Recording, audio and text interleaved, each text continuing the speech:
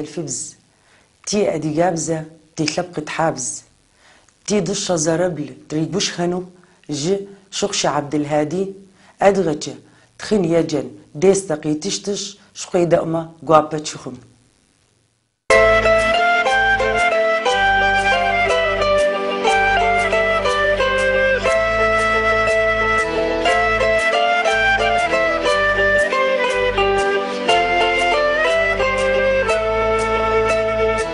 الله حوج أغوش زكاتم يتصيجت وبلان. أعزائي الطلاب، نبدأ الآن بالكلمات باللغة الشركسية. طبعا نحن أخذنا الحروف وإن شاء الله تكونوا حفظتوا هالحروف، لأن حفظ الحروف بيسهل عليكم القراءة كتير. على كل حال راح يمر معكم الحروف بواقع كل حرف بدرس، أو كل درس له حرف خاص له. هالحرف هذا بيوقع بها الكلمات، كلمات الدرس، بأوله بأوسطه بآخره، مشان تعرفوا أشكال كتابته. الحرف الأول لدينا الحرف آ. طبعا أول حروف الأبجدية في لغات العالم كلها تقريبا حرف الألف، حرف الآ يقوم مقام حرف الآ باللغة العربية تماما، يقوم مقام حرف الآ باللغة العربية تماما. في أول الكلام يقرأ مهموز عليه همزة، في نص الكلام لا يقرأ إلا ممدود. مثل كلمة قال في منتصف في حرف ألف قال مد لفوق. أقبل في أول الكلام في حرف أ ولكن يلفظ مهموزا، كما نفس الشيء باللغة الشركسية. أول حرف هو الحرف الآ. حرف الآ وهو له شكلين من الكتابة المطبعية، طبعا شكل كبير وشكل صغير. أما بالكتابة اليدوية كمان له شكلين، شكل كبير وشكل صغير. حرف الآ من حروف العلة. حرف الآ من حروف العلة في اللغة الشركسية. حروف العلة باللغة الشركسية 10 حروف مثل العربي بالضبط، بس باللغة العربية إذا أضفنا الفتحة والكسرة والضمة إلى شو اسمه، في بعض حروف إله شغلتين، إله استعمالين، بنلاقي نفس بالعربي ثلاث حروف علة، بالشركسي 10 حروف علة، لأن ما في فتحة كسرة، الحركات غير موجودة إلا باللغة العربية. إذن أن أول حرف هو الحرف الآ، حرف الألف آ. هون حاطين صورة على اليسار، صورة ديك. ديك بالشركسي أتاقة. ألف ت ألف قاف فتحة، أتاقة. لاحظوا أنه الألف بأول الكلام يقرأ مهموز أ، وبعد التاء تا ممدود وق. طبعا تحت الصورة هنا في مستطيل ملون، مثلثات ملونة. هالملونات هدول يدل على الحروف العلة.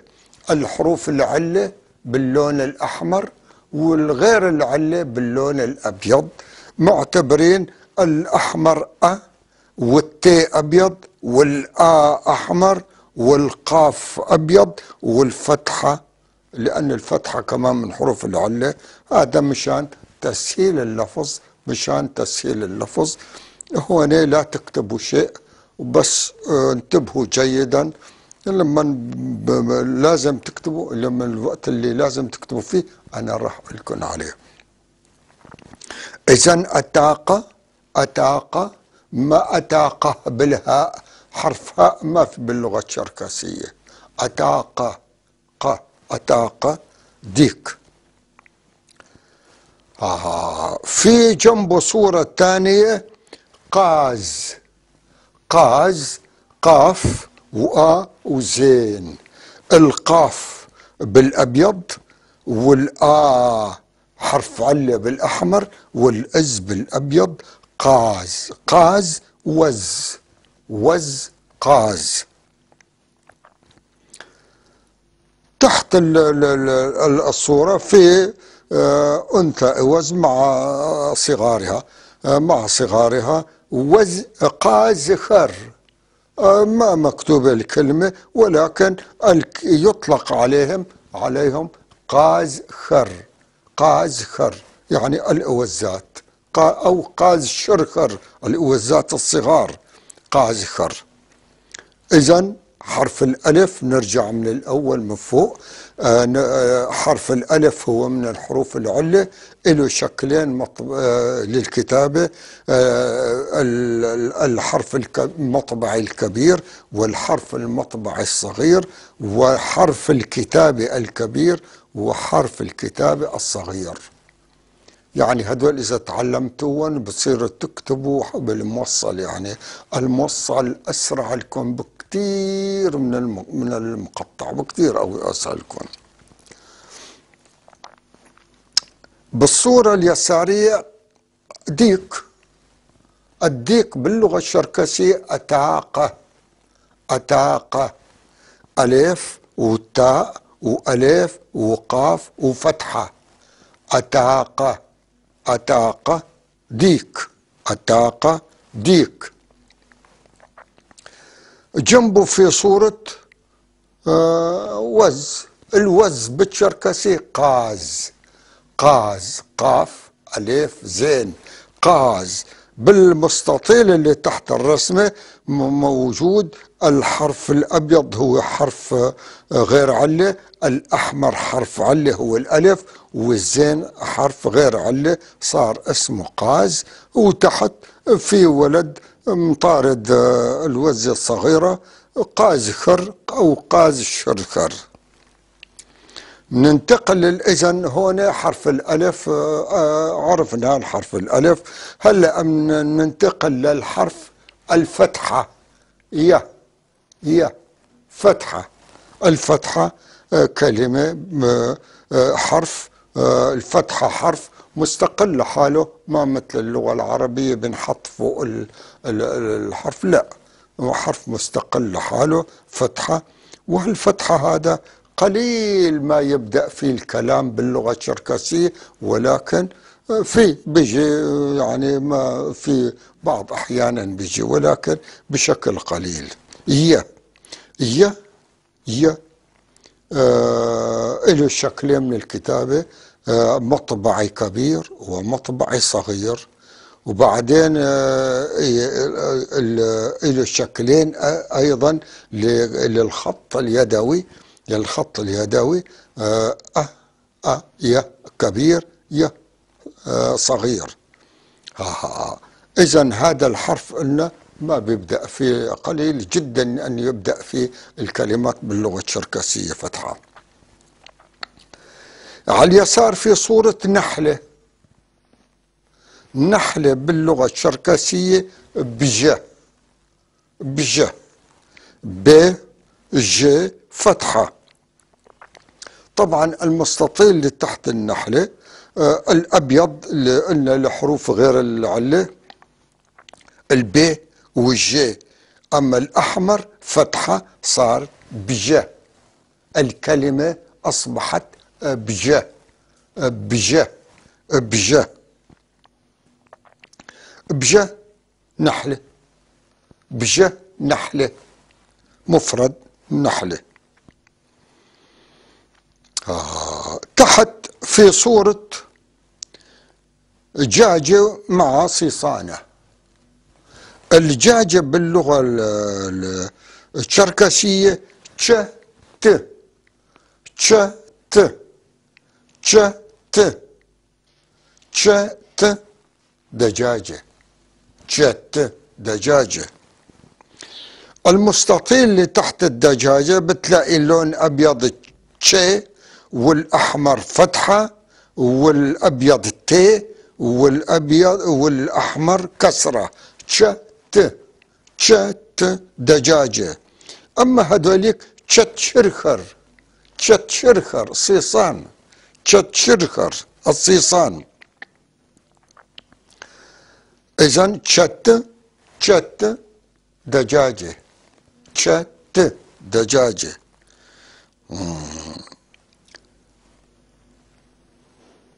بالصورة اللي تحت في البط، البط أو بطات، بطة ومع صغارها عم بيسبحوا بالمي. طبعا البط والوز من الطيور الداجنة المائية، تشت بسيتشت. البط هو بسيتشت، أي دجاج الماء، بس ماء، تشت الدجاج، دجاج الماء، بسيتشت. المستطيل اللي تحته عبارة عن 6 حروف، 6 حروف. البي والسين أبيض، بس والكسرة أحمر، بس تش تش، التشي أبيض والفتحة تش، بسيتشت بسيتشت بسيتشت بط، بسيتشت خر البطات، وبتشت شرخر كمان البطات الصغار. بسيتشت بطة، بسيتشت بطة. لا تكتبوا شيء أعزائي الطلاب، أنا بقول لكم إيمت لازم تكتبوا. هذول الكلمات طويلة، ما أتقنت الحروف، وما يعني لسه ما واردة أنه من هلأ تكتبوا هالكلمات الطويلة. جايكم الكتابة بشكل جيد. إذن منعيد شو اسمه، ي فتحة، ي فتحة، في نوعين، مطبعي ويدوي أو كتابي، الصغير وكبير. على اليسار في صورة نحلة، النحلة بجه، النحلة بجه. المستطيل، المستطيل هذا دليل تعلم الكلام، بس بشرط يكون الواحد حافظ حروف العلة. يعني حروف العلة باللغة الشركسية 10 حروف، لسه ما أخذنا منهم الشيء لهلا. معلش بيسهل اللفظ. بجه، بجه. البي والجي والفتحة، البي والجي أبيض والفتحة أحمر لأنه حرف علة. تحت في صورة، تحت النحلة في صورة ولد عم بطعم الدجاجة وصيصانة، وهذا شيء مألوف بالقرى. الدجاجة باللغة الشركسية تشت، تشت، تشت دجاجة. هون المستطيل اللي تحت الدجاجة تشي أبيض والفتحة أحمر والتاء أبيض والأحمر كسرة، تشت، تشت دجاجة. تشت شرخر الصيصان، تشت شرخر الصيصان. الصورة اللي تحت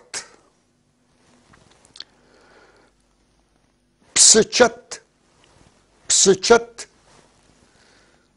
بسيتشت معناته بط، بسيتشت معناته بط. كمان في 6 حروف. المستطيل اللي تحته في بيدل على 6 حروف، في بي والسين والكسرة، بس، التشي والفتحة والتي، بس تشت، بس تشت. إذن بطة، بس تشت بطة. هون في صورة صغيرة، بنت بدها عم تحاول تمسك نحلة، ما في أي، بس هيك عبارة عن صورة. هلا أعزائي الطلاب راح ننتقل لحرف ثاني. الحرف الثاني هو الكسرة. الحرف التالي هو الكسرة. الكسرة له شكلين من الكتابة، مطبعي ويدوي. المطبعي كبير وصغير، والكتابي أيضا صغير وكبير وصغير. هالمصطلح هذا كسرة، كسرة باللغة الشركسية. الكسرة باللغة الشركسية أيضا من أحرف العلة. الكسرة باللغة الشركسية أيضا من أحرف العلة. مثلا هون على اليمين في صورة بصلة، بصلة بجن، بجن. تصور كلمة بجن في حرفين علة، الكسرة بعد الج بج والكسرة بعد النون. إذن بهالكلمة في كسرتين، بهالكلمة في كسرتين بهالكلمة بجن، بجن. والمستطيل اللي تحته بيدل على أنه في حرفين عاديات وحرف علة ثم حرف عادي ثم حرف علة. بجن بصل. الصورة اللي تحت البصل صورة شمندر، شوندر شمندر، صورة شمندر. بالتشركسي الشمندر له معنيين، شبل أو غنبل، شبل أو غنبل. طبعا معلش في بعض عشائر بيقولوا له غنبل، في بعض عشائر بيقولوا له شبل، ما في مانع، معناته هذا بيساعد على المفردات كثير. شبل، شبل، بعد كسرة المستطيل اللي تحته في حرف عادي وحرف علة وحرفين عاديات وحرف علة. شبل، شبل، وبعد كسرة ب والثاء، وبعد شبل، شبل بعد كسرة كمان شبل أو شبل. الكلمة اللي بعدها قباسق، قباسق ملفوف، قباسق ملفوف، قباسق ملفوف.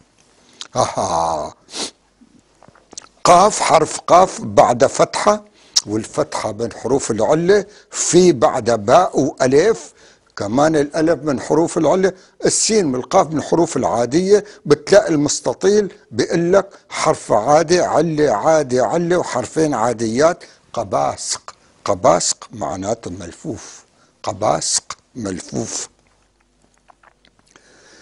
بعد في كلمة قبه، قبه هو القرع، القرع الكبير اسمه قبه بالتشركسي. قبه هون بتلاقي المستطيل اللي تحت الصورة، في مستطيل في أبيض أحمر، أبيض أحمر، قاف فتحة باء كسرة، قاف فتحة باء كسرة. قب، قب قرع، قب قرع. بجنف، بعدين بيجي كلمة بجنف. بجن إنه بصل، والأف أبيض، بصل أبيض يعني التوم. بالتشركسي بيقولوا للتوم بصل أبيض أو توم، توم. بجنف، بجنف. طبعا المستطيل اللي تحت البجنف بدل على في حرفين عاديات ب والجي، بعدين حرف علة هي الكسرة، هي الكسرة، بعدين في نون، بعدين في كسرة، بعدين في حرف الفاء، بصير بجنف، بجنف، بجنف. بجنف توم، بجنف توم، بجنف توم. إذا بنعيد الدرس. طبعا هنا قبل ما نعيد درس في خضار، مثلا خترج اخر، الخضار عم بيجمعوا خضار خترج اخر. من نعيد الدرس. حرف الكسرة له شكلين من الكتابة، مطبعي وكتابي. المطبعي كبير وصغير، والكتابة صغير وكبير. في الصورة اليسارية في صورة بصلة، البصل بالتشركسي بجنه، بصلة معناته بجنه، ب وجي وكسرة ونون وكسرة، بجنه. هالمستطيل دليل الأحرف، يعني بيساعد على الأحرف إذا كان الواحد بيحافظ حروف العلة طبعا. بعدين في شبل، شبل، شبل شمندر، شبل شمندر في ش وفي كسرة وفي ب وفي ث شبل وكسرة. شبل كسرتين موجودين بهالكلمة شبل شبل شبل شمندر أو غنبل شبل أو غنبل شمندر. في صورة هنا الملفوف بالتشركسي قباسق بدون حركة، بدون حرف علة بالأخير، بدون فتحة. قباسق في قاف وفتحة، ب وألف وسين وقاف.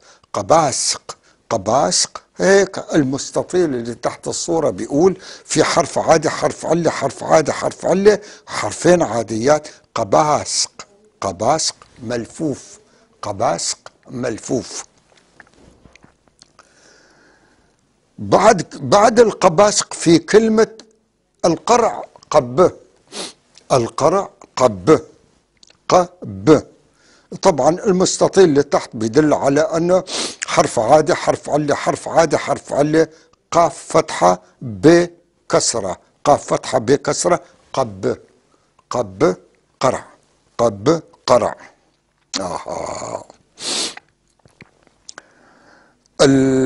الصورة اللي بعد القب في بجنة بصل اف ابيض، بجنف بصل ابيض، يعني توم بجنف.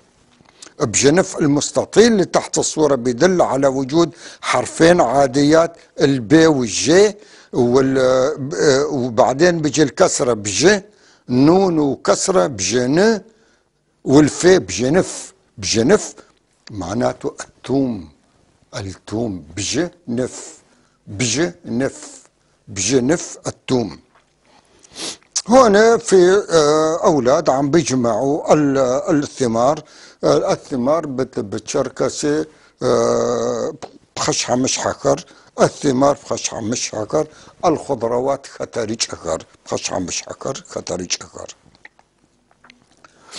ننتقل أعزائي الطلاب إلى حرف جديد الآن، وهو حرف الوو. وو أو وي.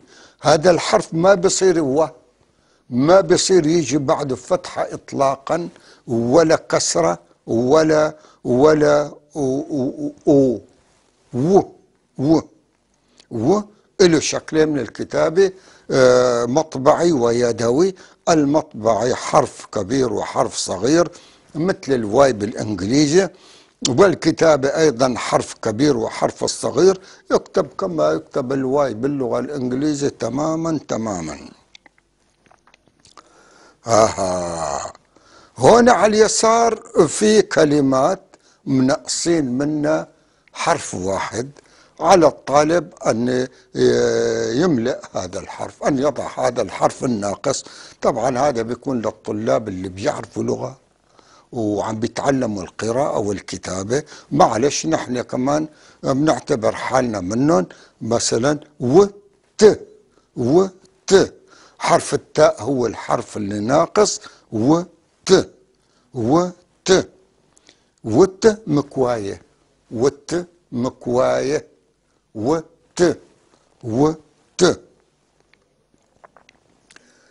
هنا عم بيفرجوك حرف الو. شو استخدم هنا؟ اجت واو كسرة وت. بينما في كلمة تانية بيجي ما وي إذن وي وو يلفظ وي وو. هذا الحرف ونا. هنا بيت. الكلمة ناقصة حرف النون.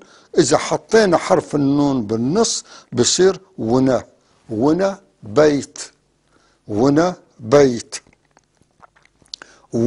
بيت.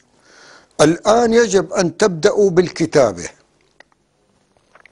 كتابة الكلمات من الآن. أول كلمة بدكم تكتبوها باللغة الشركسية هي وهو كلمة وت مكواية، لأنه كلمة قصيرة يعني ما مثل هذوليك الكلمات الطويلة اللي مرت معنا. وت وت هاي لازم تبدأوا بالكتابة من الآن.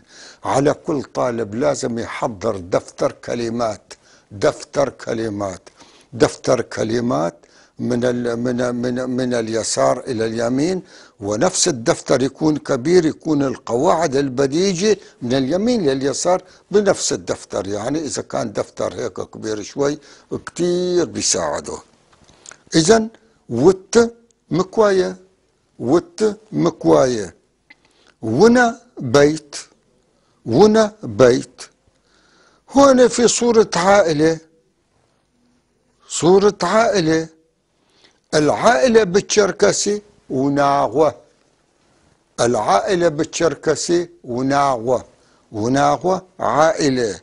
واو نون ألف غين أو، وناغوة، وناغوة عائلة، وناغوة عائلة.